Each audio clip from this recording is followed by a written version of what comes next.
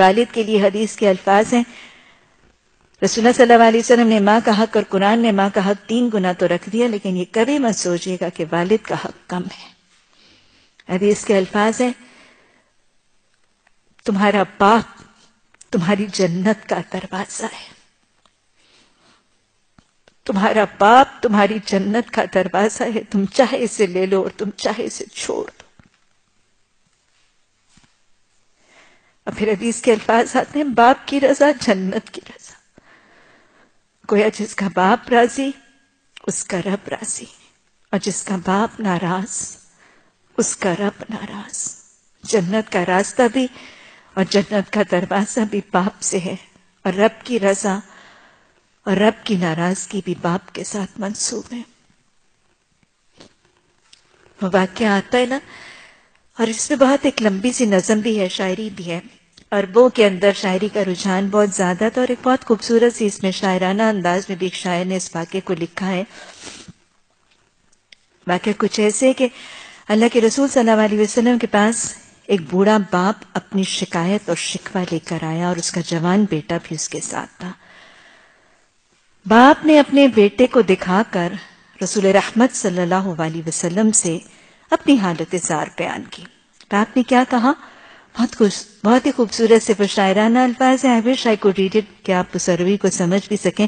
ترجمہ اتنا خوبصورت ہو ہی نہیں سکتا جتنے وہ شعر الفاظ خوبصورت ہیں۔ باپ نے کہا، یا رسول اللہ صلی اللہ علیہ وسلم، جب میں جوان تھا تو میں اپنے منہ کا لقمہ اس کو دیتا تھا، اس کی ضرورتیں حاجتیں اس کی پوری کرتا تھا، اپنا کل مال اپنی کل پونجی اس پر خرچ کرتا تھا۔ باپ ایسے کرتے ہیں، اس میں کوئی شک کی بات نہیں، کوئی انہونی بات نہیں کر رہا تھا، سب باپ ایسے کرتے ہیں۔ اب میں بوڑھا ہو گیا، میری کمر جھک گئی، میرے بالوں میں سفیدی آ گئی، اب یہ جوان ہے اور یہ اپنا مال مجھ سے چھپا چھپا کے رکھتا ہے۔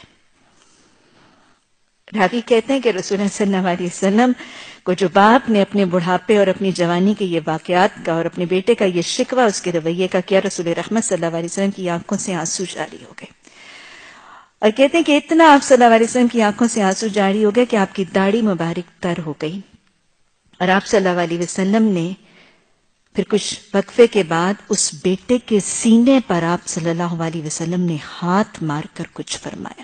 اور یاد رکھیے گا، یہ جو تاکید آپ نے اس نوجوان بیٹے کو کی تھی، یہ صرف اس کو نہیں کہا تھا، یہ حدیث تمام بیٹوں اور بیٹوں کے ساتھ ان بہوؤں کو بھی تاکید ہے۔ آپ صلی اللہ علیہ وسلم نے اس بیٹے کے سینے پر ہاتھ مار کے فرمایا تھا، سن، تو اور تیرا مال تیرے باپ کے ہیں۔ یعنی آج تو جس مالی سطح پر پہنچا ہے، آج تو جو کمانے کے قابل ہوئے، جو تیرا علم، تیرا فن، تیرا ہنر، تیری یہ ساری صلاحیتیں تیرے ماں باپ کی محنت و کوششوں اور کاوشوں کی وجہ سے تھی۔ آج تو جس مقام پر کھڑا ہے، آج تو جو کما رہا ہے، یہ کس وجہ سے کما رہا ہے؟ انہوں نے تجھے پڑھایا، لکھایا، تجھ پر جتن کیے، تجھ پر محنتیں مشقتیں کی، تجھے یہ سارا فن ہنر صلاحیتیں دی کہ آج تو کمانے کے قابل ہو۔ سن، تو اور تیرا مال تیرے باپ کے ہے۔